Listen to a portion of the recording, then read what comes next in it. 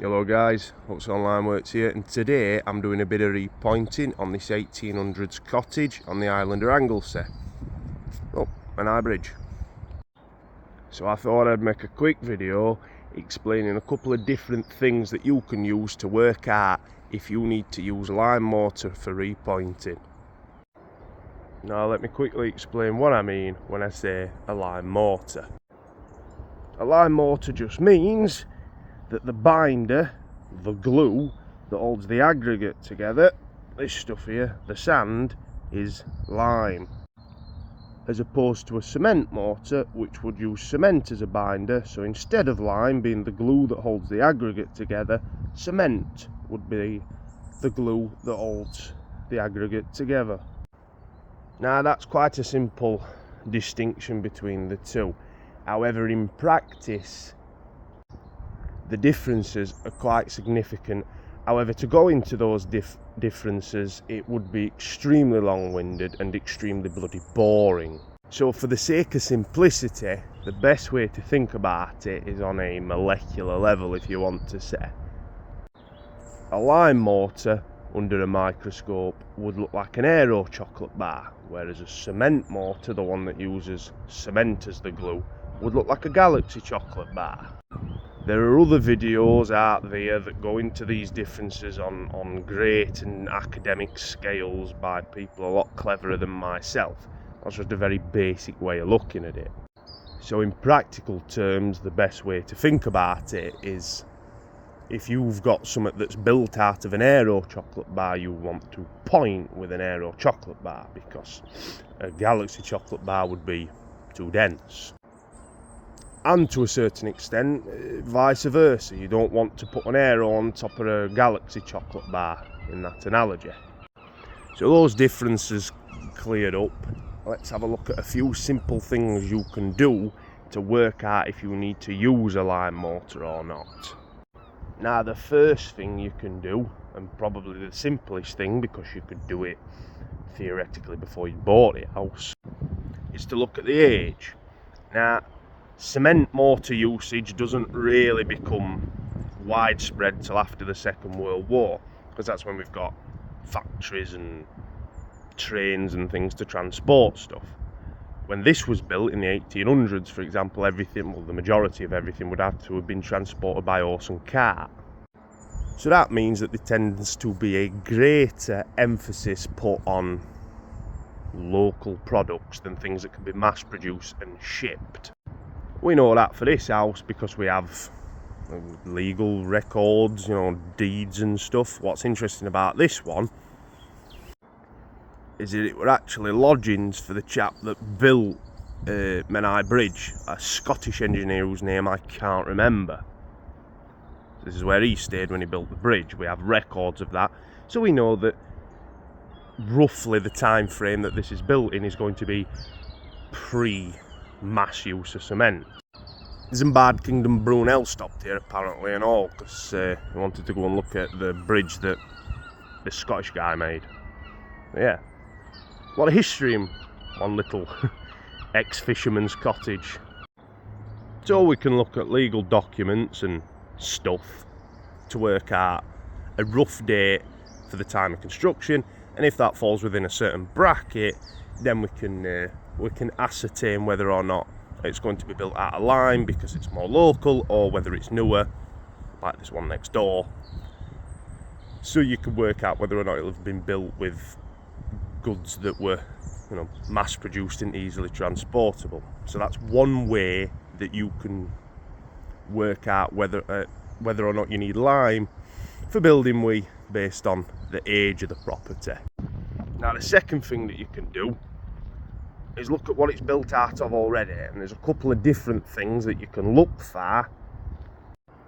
For example, on front we've got a nice bit of dressed stone. That just means that it's been chopped into a nice square shape. Whereas on back of the house, it's what we call a rubble infill wall, which is just built out of the lime round. It's quite easy when it's stonework, because as a general rule of thumb, stone is built with lime.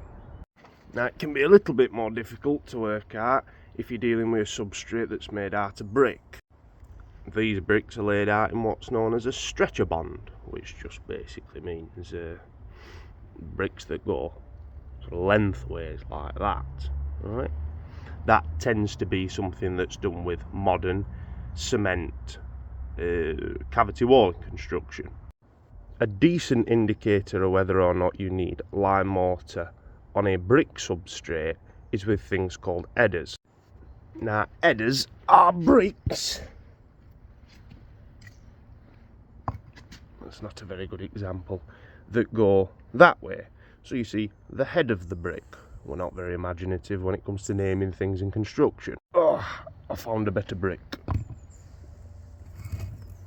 There you can see the head of the brick a lot better. Now what that header's doing in this example is, if you can see that brick is about the length of two of these bricks together. It's not, because they're just random bricks, but that's how it should be. Then what that header brick's doing is it's tying the external wall and the internal wall together, and that is done usually, not always, but usually to make up for the fact that lime mortar is considerably weaker than a standard cement mortar, so you have to tie the two walls in together to make them strong. So if you see what will appear to be these little half bricks in your wall on a brick substrate, the odds are it's made out of lime mortar. That's not always the case, but that's a good indicator. The reason why I've had to use these odd assortments of bricks to explain it to you is because there isn't a lot of brickwork on Angles. The reason for that is that a lot of the buildings here are very old, so we can work out from that, if we apply history and knowledge of history to it, is that it just wouldn't have been economical to ship a pallet of bricks. Bricks don't really get popular until the 1900s because they're very hard to make. You need, big factories and stuff. And those big factories just don't exist on this lovely little island of Anglesey. So we can infer from that that the majority of construction that's done on this island is done out of local stuff. One of which is usually limestone, because you can make it and burn it and fiddle with it considerably easier than you can shipping cement in. There's over 140 different types of stone found on the island of Anglesey alone. So we can work out from that, from the fact that there isn't a lot of use of mass-produced products on the island because it's quite remote. The bridges are relatively new. So we could, if we didn't have the legal documentation and historical evidence that we do for this house, infer from the type of stuff that it's made out of what it's made out of. So we know that it's all the local stone and the bits and bobs nobody wanted on the back and the nice stuff on the front, and we know that that's the type of thing that's only done in a particular era. So we can work out from that the odds are that this is a traditional building. The last thing that we can do to try and work out what type of mortar it's made out of, built out of, is we can just do a visual inspection. So we can look at these joints here that's been raked out, and we can have a look. I don't know if you can pick it up right on camera, but you can see little bits of white stone in there. Those are little bits of limestone. You can probably see it here in this bit of pointing. This is the original stuff from 1800 and odd, where we can sort of more clearly see those little lumps of limestone. And I know I'm raking all this out to repoint it, right, but this stuff here was exposed. I forgot this bit, if I'm being honest. So this was here before I arrived, so you could come up and nosy at this yourself, to see what it's made out. It's quite a big lump there, you can see. So you can do something as simple as a visual inspection yourself. So there you go. That's 3 things that you can do to identify whether or not you need a lime-based mortar. You can look at the history of the building and any legal documentation that you've got.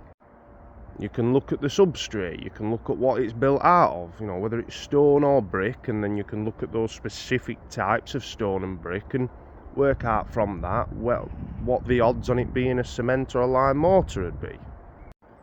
Or if you have the ability, you know, if some pointing's falling off, you can have a look at, you know, what the bedding mortar is, the mortar that's at the back of the pointing. And if that's got big white lumps in it, like what we've seen, the odds are it's going to be, you know, blind mortar. One last thing I thought I'd show you is the view from my office.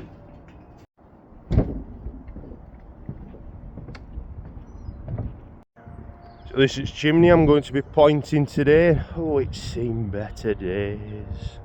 But there's no particularly interesting to show you about that. What I wanted to show you is my view. Look at that. There's Britannica Bridge over there. That little white house here, it used to be a pub where you could buy mussels and cockles and things, but it's a private house now. That's where I want to live. Well, that's Britannica Bridge there. And that's Menai Bridge there. So if you're a man who appreciates a good bridge as much as I do, it's a bloody good view today. So if you've got any questions about the video, don't forget to leave me a comment below and I'll try and answer them. Or if you found it useful or interesting, interesting's a stretch, please like, subscribe and all that. Thanks for watching.